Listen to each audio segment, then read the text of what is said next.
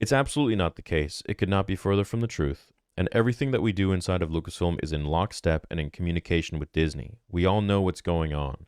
The communication has been completely collaborative, as you would expect. Yeah, it definitely is, because you guys are using their same DEI bullshit. This is a big piece of business for them to help them make that decision and that choice. I'm doing that.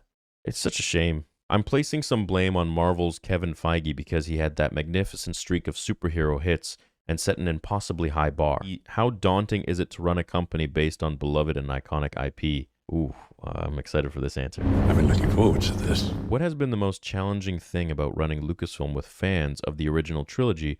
Measure everything against it, and don't see the business need of broadening the franchise when Disney paid so much for it. It's what Amazon MGM will now go through as it expands the James Bond universe. It is something I think about all the time, she says. It's fascinating to think about how you sustain a brand, especially Star Wars, which is just about to celebrate its 50th anniversary. And so to analyze and understand what was inspiring George when he created Star Wars, when he was still looking at Saturday matinees and Buck Rogers and Flash Gordon, and those are things of the past, and politically what he was reflecting to in his stories.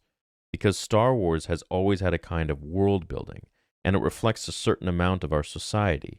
The world, needless to say, is changing by the second, and consequently, the audience has changed dramatically. No, wrong. How they consume things, we're seeing this reflected in the health of the movie business and what it really means for streaming, and what are all these other platforms that may be on the horizon. You're trying to look forward, and at the same time, you're trying to create stories that feel familiar. So you're moving into the future, but you're maintaining a sense of familiarity. I think that's the hardest balance, and you're failing at that. This was probably the hardest paragraph for me to read because it just shows me right there that she just does not know what's going on. And I can sit here and I can be funny and I can make fun and jokes, but it hurts because this is the person that's literally steering the ship, and everything she just said is bullshit. Star Wars has always had a kind of world building. It's like, well, of course, it's in a galaxy far, far away, and George made sure that every single movie had a different look to it, a different feel, different planets. You don't revisit all the same planets all the time, right? Look at A New Hope. Look at Empire Strikes Back. Look at Return of the Jedi. Right? You got sand, snow, and forest. They're all different. Look at the prequel trilogy, episode 1, 2, and 3. All different environments, different planets, new planets. And her saying that the world, needless to say, is changing by the second, and consequently the audience has changed dramatically. These are the kinds of replies that you would get from some sort of analytics guy that is probably got like 2 followers on TikTok but claims to be a master of growing a social media following. That's exactly what that kind of dribble is, in my opinion. And you see it all the time. When George was watching cartoons, kind of taking from the things of the past and politically what he was reflecting in his stories and how today's politics are different, that right there tells me that she's trying to be political. But she missed the mark in the fact that George's politics in Star Wars were timeless. And this is an argument that I see from so many Kathleen Kennedy fans out there who blindly follow the same sort of lack of vision that she has.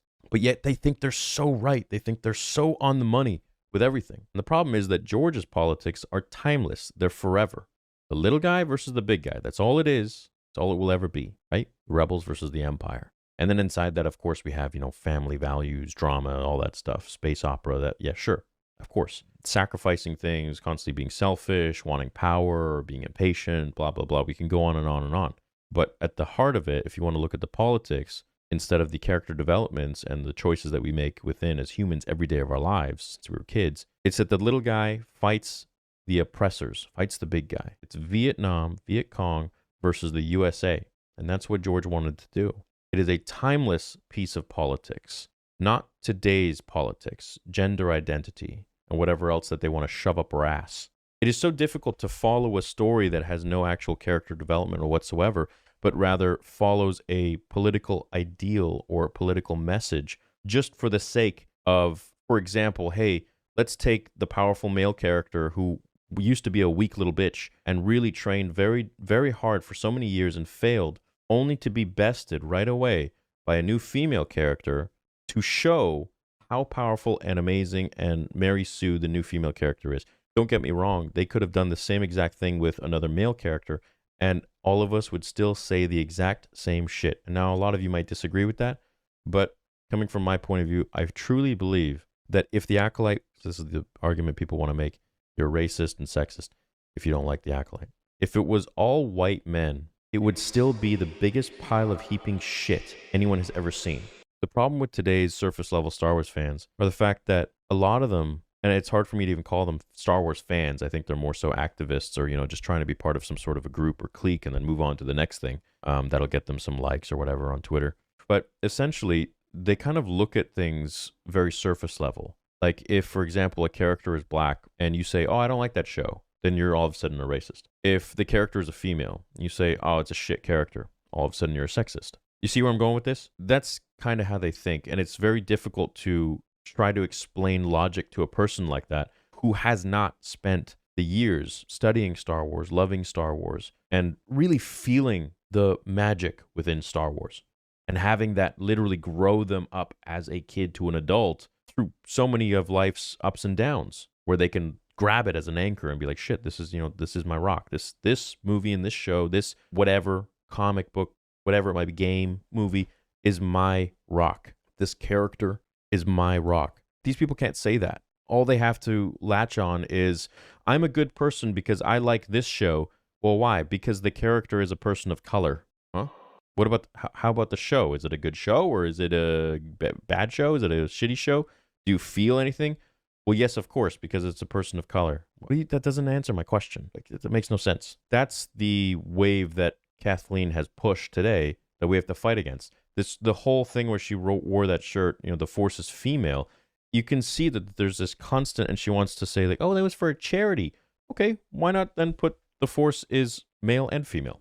Imagine if there was a charity, I had a charity, hey, the Force is male only. Star Wars is for boys, which arguably it really was. And Bob Iger himself, the CEO of Disney, even said that in his book. It was predominantly a male-dominated fandom. It was like 98% or some shit, 90-something percent males when he was looking at buying the brand. Then when you have a brand that's this expansive, you're also, and this is something we work very hard at, you try to find different entry points for different generations because that's what Star Wars has always been. It's a very generational brand, and we want to sustain that. And we work hard to sustain that. Generational, yeah, so you only focus on today's generation. And what you're trying to do is you try to make people remember things like what she just said. And at the same time, you're trying to create stories that feel familiar. She's trying to jangle keys without having an actual story while trying to pertain to the new generation. The new generation never grew up with Star Wars. They don't really give a shit about Star Wars like we did growing up, who were ostracized for liking it. You understand? These people today are now cool for liking Star Wars, if they even do, but they couldn't answer a single question about the character progression of Anakin Skywalker or anything to do with the first 6 films. It's unfortunate. They should not be trying to adhere to different genres. They should be adhering to the characters that George created, which is what he did. He didn't say, let me make Star Wars so I can adhere to the genres of today. No, it's the themes. It's the themes that he created that are so intertwined in our souls and our hearts that every single human, whether you are black, blue, purple, pink, whatever, goes through and experiences in life. I saw this meme recently, and it was like a bunch of girls, all different colors, were looking at the new Disney princesses, which were all different colors, and saying, oh my God, we feel so represented. And then below it was like men of all different colors. It was a cartoon, all different colors and nationalities. And it showed like Master Chief, or it showed Batman, or it showed Optimus Prime. It was like, I've never felt so understood or something, or so represented. And it's very true, because we do not need to look exactly like Spider-Man or Venom or whoever, Goku, to feel that character.